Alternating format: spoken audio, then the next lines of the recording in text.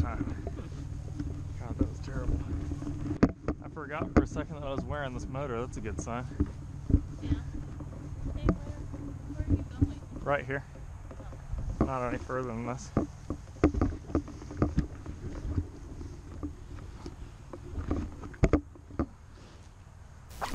Here you'll get to see my setup and take off. This is literally about as much as we need to get going and get airborne. Should last about 10 minutes. Just in case the wind shifts though. You think so? Yeah. Alright, well let's set the wing up there. I'll pick this motor up and then we'll figure it out. But you see what the flag's doing? Yeah. Is essentially I'm going to just take off towards that corner. Okay. So let's go ahead and pop the wing out.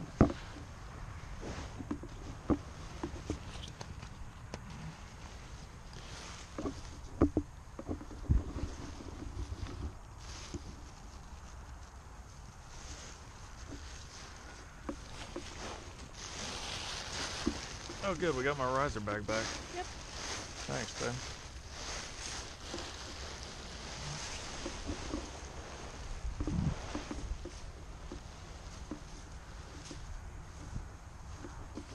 Do you want me to run it out? To the best of your ability.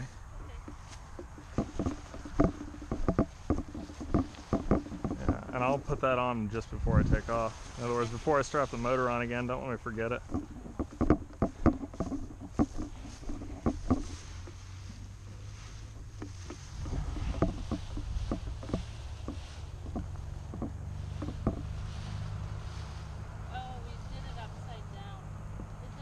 Okay, just pull. Keep pulling that over, keep pulling that over. Excellent.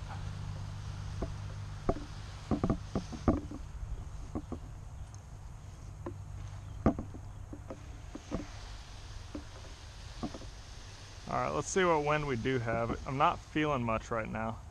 We got a tiny bit. Here I can feel it start to want to go.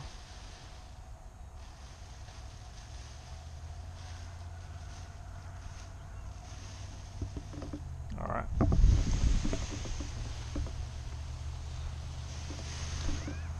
Yeah, that didn't surge any different direction that time, so I think that'll be good to go.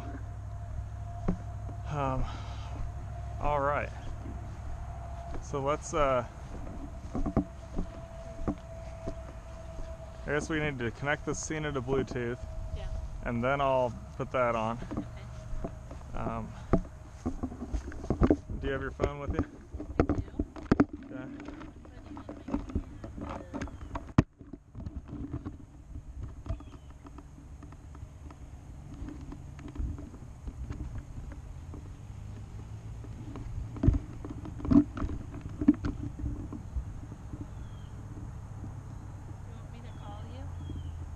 Not just yet. Let me turn the Cena on first. Okay.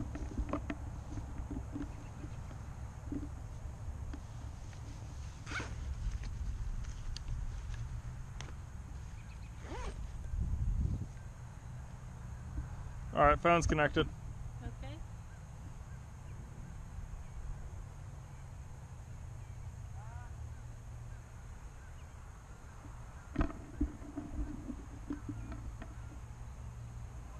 And we're good. Excellent. Man, that worked way too easily. Alright.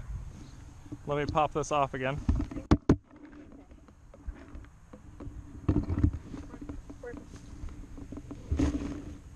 We're kind of in a body reception area. Sorry. I mean, it's okay, but if it goes out. Yeah, don't be surprised. Yeah. I'll try it. Nice, babe. Looks like we will have a couple of spectators. Yeah. You feeling okay? Oh yeah. Definitely that. I'm excited to fly.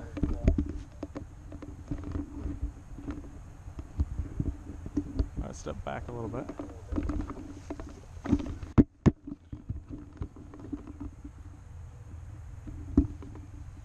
Alright.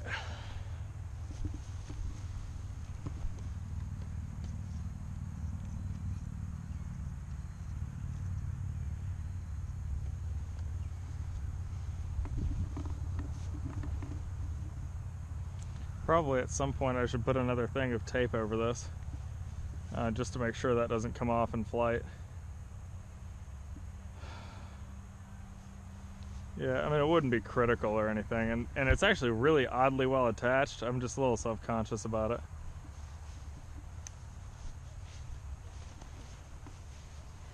Yeah, the mic, the boom on it.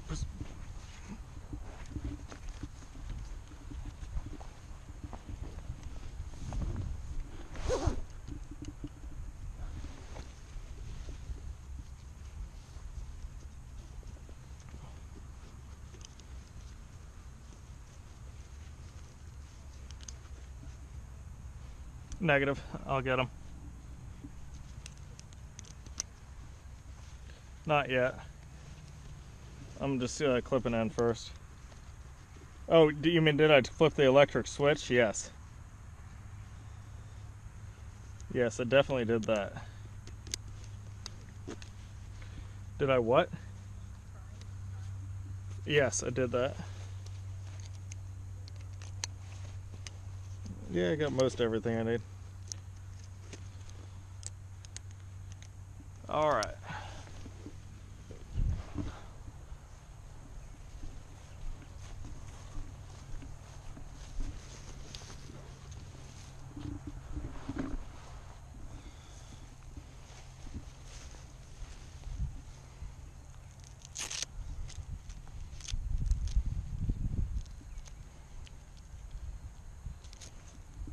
Do you mind getting some of the slack out of this wing for me?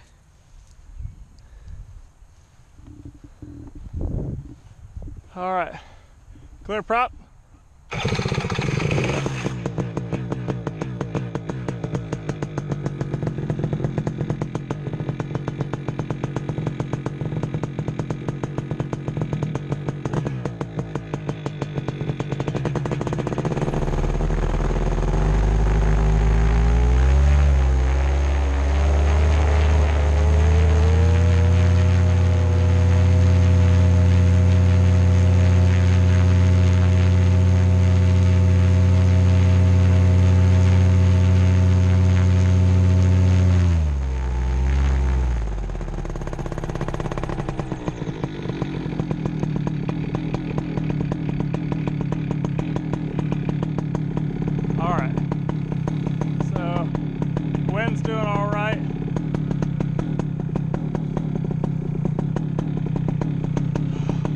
Looks great, thank you so much.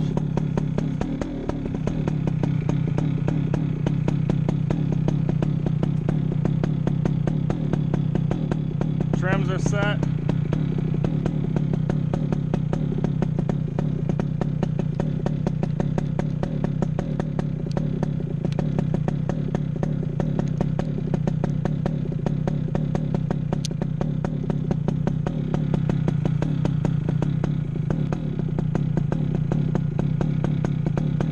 Riser looks good on the right.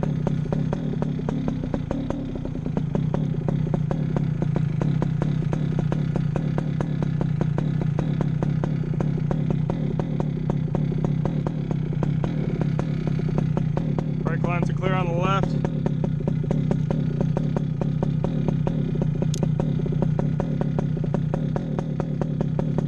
Riser straight and clipped in.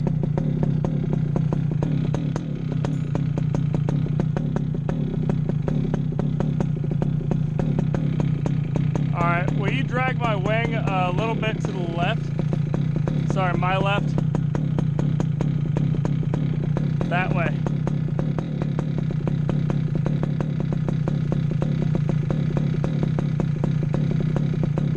Alright.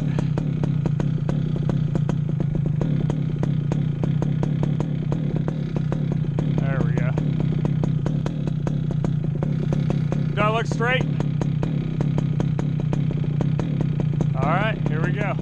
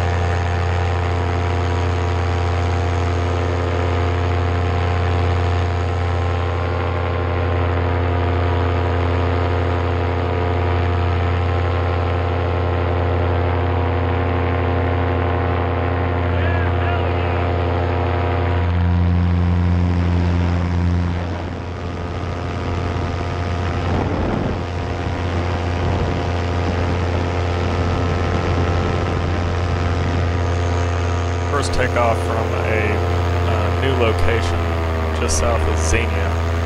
Our previous location is out on the corner of Bellbrook, and that was full up with kids, essentially.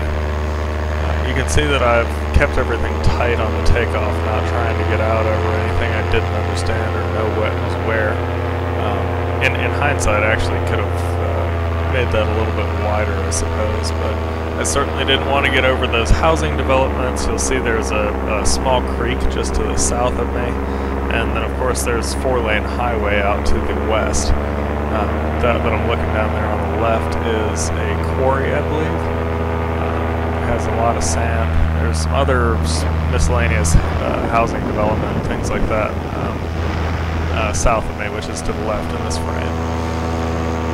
So here I'm starting to just adjust and get into the seat a good bit. I've noticed by this point that I actually am having to pull a lot of left brake, and you see that weight shift there as my foot kicks out, which is less than desirable. I'm still not exactly sure why that's occurred.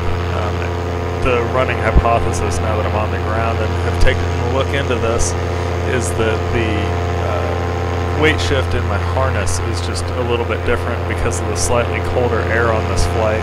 I'm getting more torque effect from the propeller.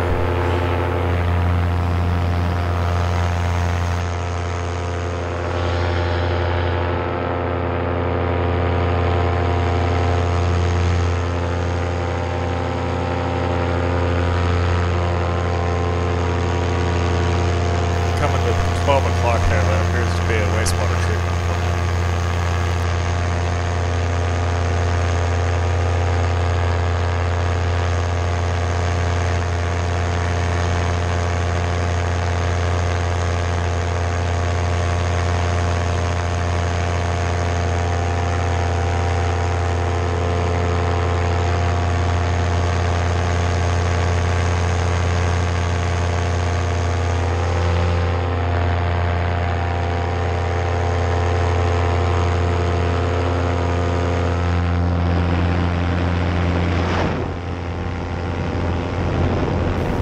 By this point, I've got a pretty positive confirmation that I'm just going to have a right list to this entire flight.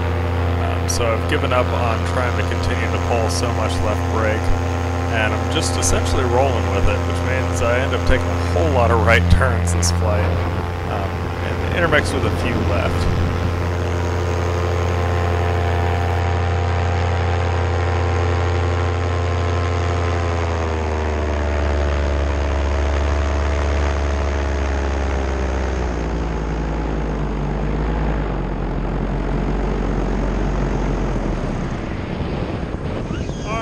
Brief altitude check here.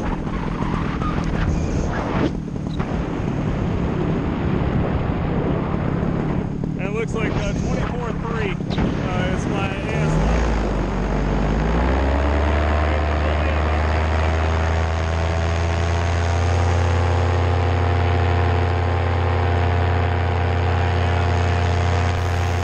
You've probably realized by this point that I'm on comms with Bess, who's on the ground back in that park.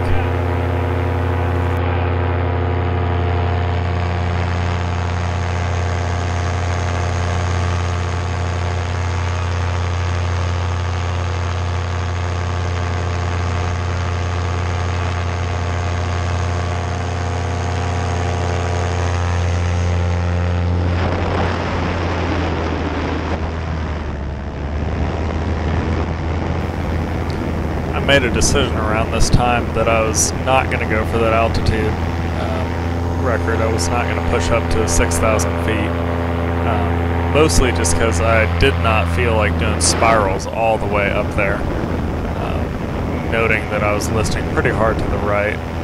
Not so much that I couldn't keep flying, but I wanted to be more down at this sort of altitude, stick with things that I was more familiar with.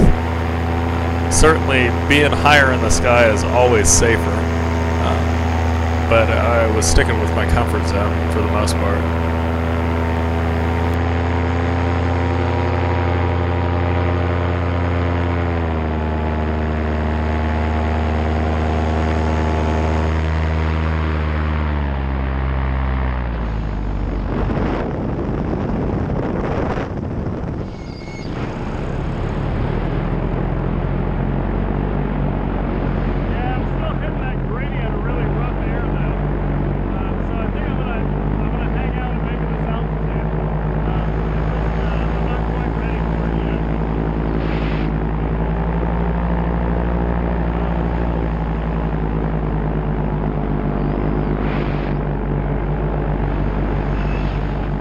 You'll note that I reach up here on the left and grab my tip steer, which is a line that goes just to the tip of the wing. This is the preferred mode of turning if the wing is trimmed out. In other words, if that trimmer system, which has the friction controls that I pushed up earlier, if that's up on the wing that makes it fly faster and have a slightly quicker sink rate, it's preferred to use the tip steering system. Just because you don't want to have both the front end of the wing down and be pulling on the back of it with brakes as well.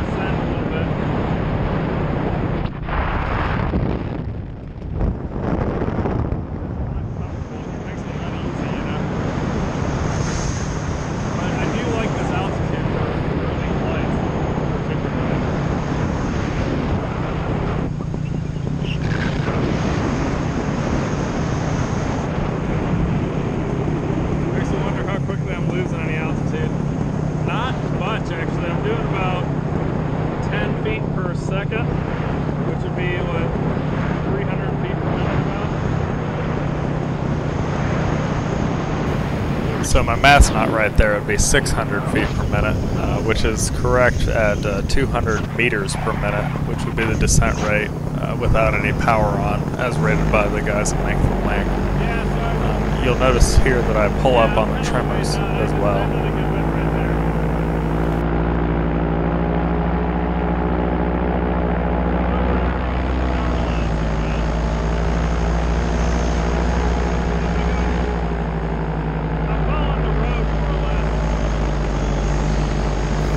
And now that the trims are in, I can use the brakes again, which gives me a little bit more aggressive steerability. Technically, it should decrease my descent rate as well, though my experience on this wing is it's nearly the same.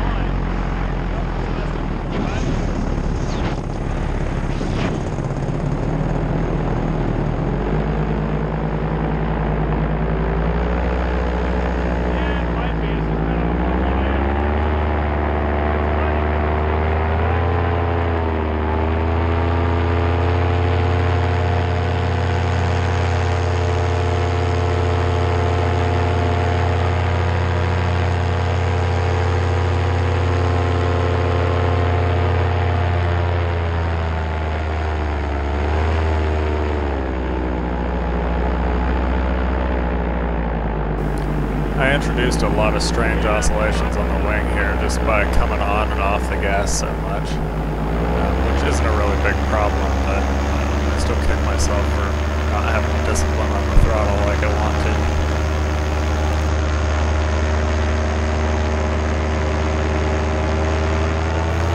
In hindsight, all of this was really mild, which is just attributable to how incredibly mild the day was. Winds of somewhere between 2 and 5 miles an hour, basically entirely laminar air. It's just a beautiful day to be flying.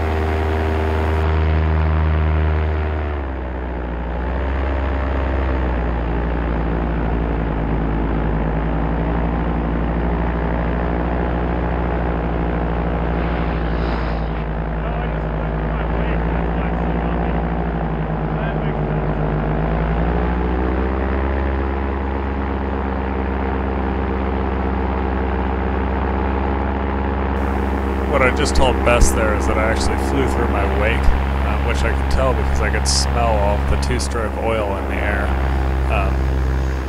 which then explains why it was a little bit bumpy. Nothing absurd, but it was really remarkable given how smooth the rest of the air was out there. I was trying to figure out if I was getting something off the ground, which really wasn't plausible because I was over a cornfield or soy field or whatever that nice, gorgeous acreage is.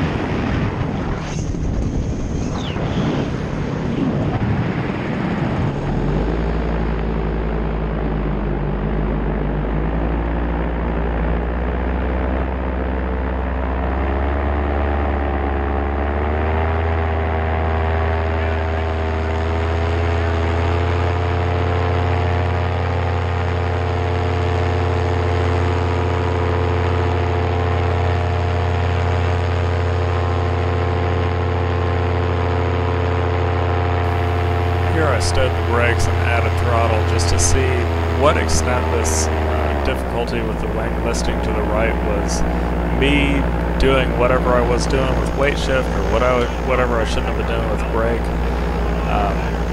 You can tell I'm telling Bess about all these things as she's on the ground. But it was really somewhat frustrating, somewhat strange. Oddly, not that anxiety-inducing to have things going wrong with the equipment, which I guess wrong might be a bit of a stretch. Things were going fairly well, and considering that it kept me up there and wasn't really throwing me at the ground, I was very glad for that.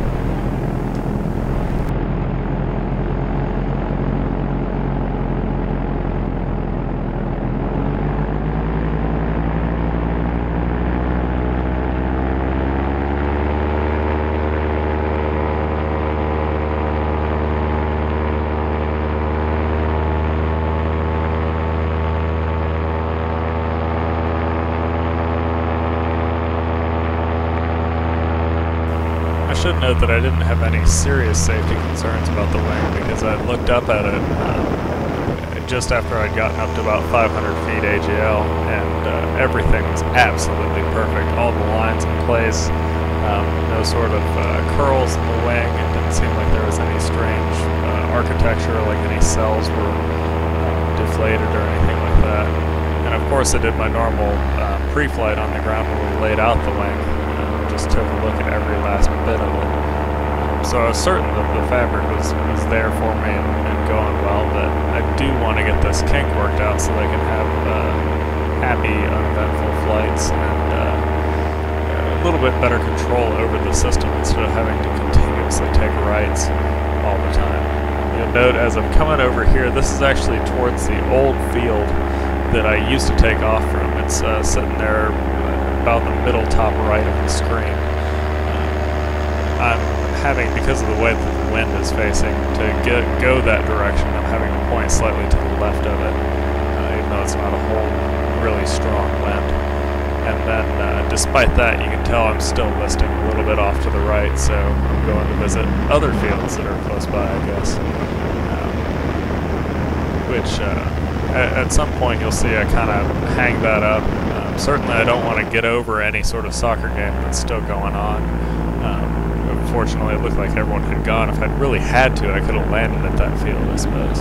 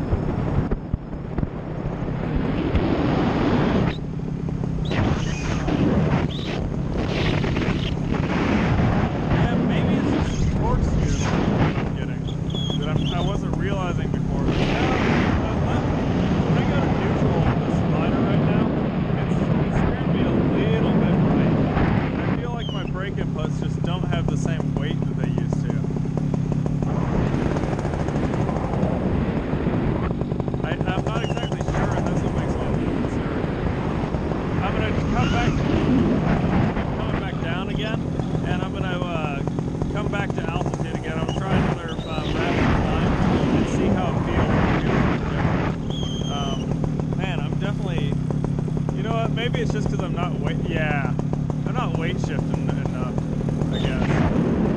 So I feel like I'm not weight shifting really hard.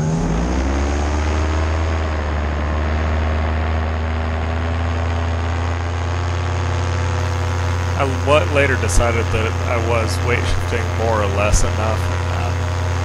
It's something everyone tries to push and tries to do more of because the free flight pilots really stress weight shift.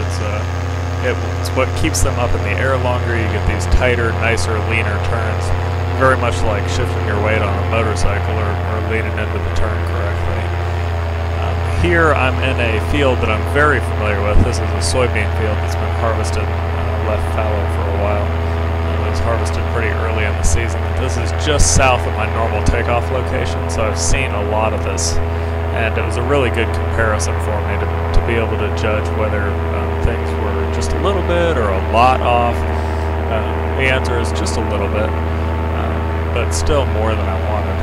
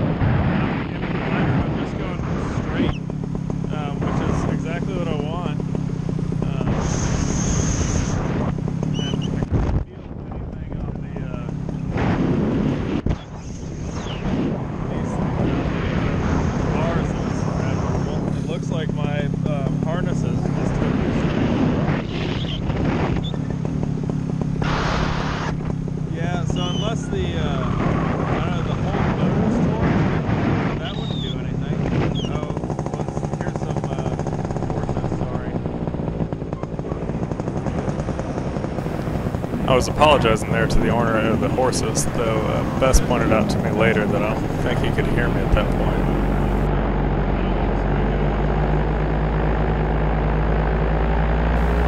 It's a pretty big sticking point that we try not to piss people off flying ultralights, which are for the most part unregulated.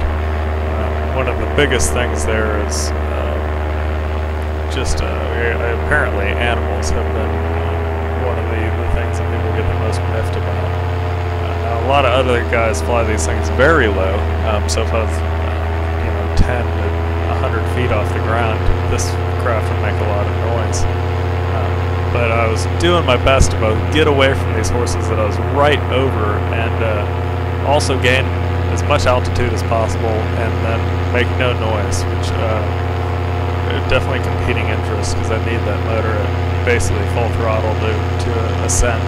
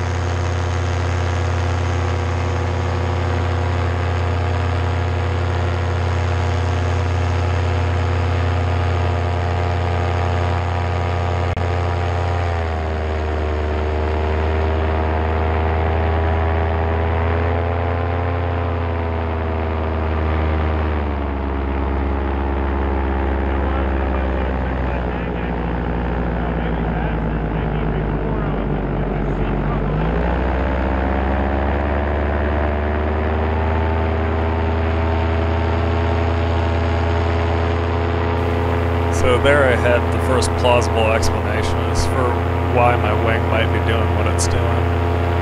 Which now that I've gotten more and more comfortable with flying paramotor, I've got to get in my seat a little bit better each time. And it's possible that my hang angle is a little bit too rearward facing, meaning that the propeller is tilted back too much, which would accentuate any sort of torque steer that I have. It's still not an entirely plausible explanation because the craft should list to the left at no idle because of the way that it's set up to compensate for torque steer.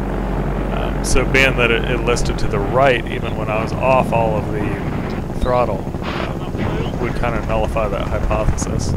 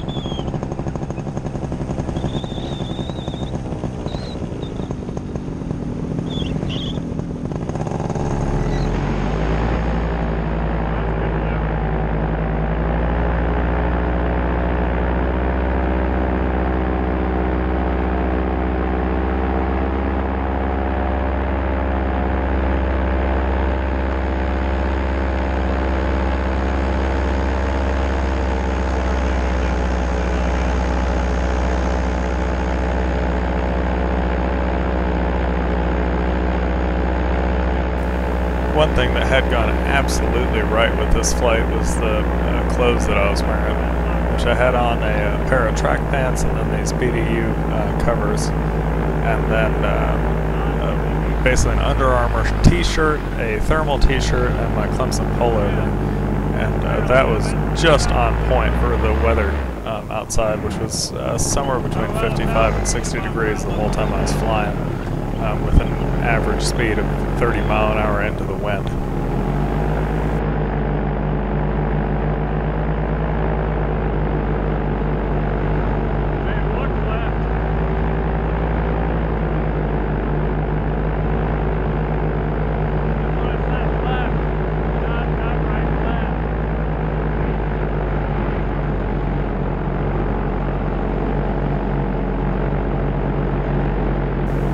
Essentially, Bess had lost sight of me for the past half hour after I'd taken off and gotten out of the local area. I was certain that coming back from a different direction was going to confuse her, and it did.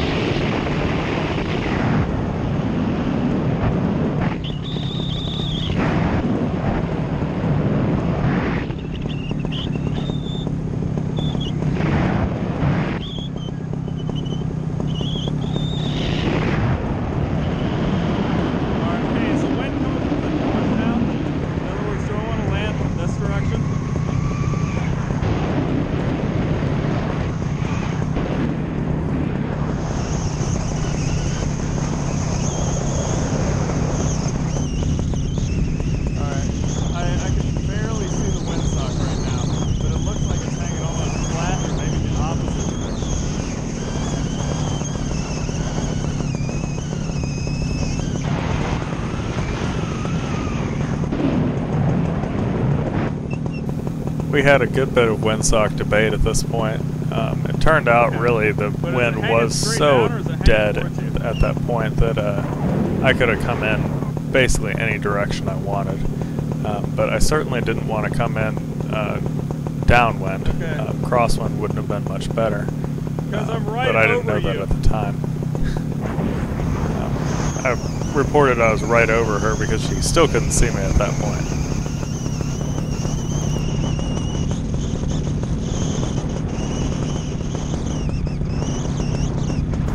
You'll definitely be able to see that there's not much for friendly environment outside of this. Just to the south of me there's a road, a creek, and a pond, and then a gravel quarry. Out to the west would probably be the best thing, which that's just a cornfield, but it also has some power lines. And then there's this east, which is a pond, which would be also problematic, and a tree buffer.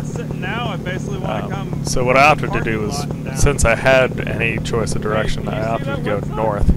And that way I could come out away from any of the power lines. I could come out away for basically anything I wanted to. So the windsock being next to nil, but maybe a little bit southerly, was basically perfect.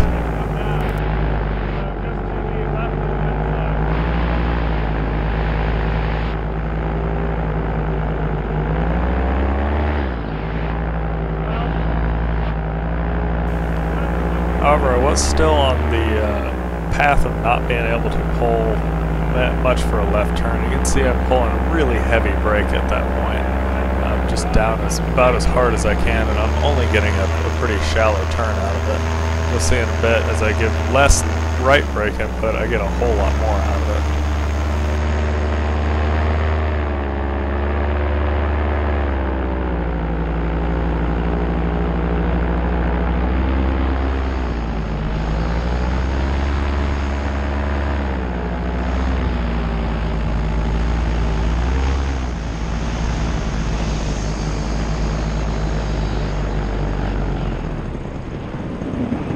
At this point, Bess informed me there was a telephone pole in the middle of the parking lot, which scared the hell out of me, but I was glad to know. I was even more glad not to be over the parking lot.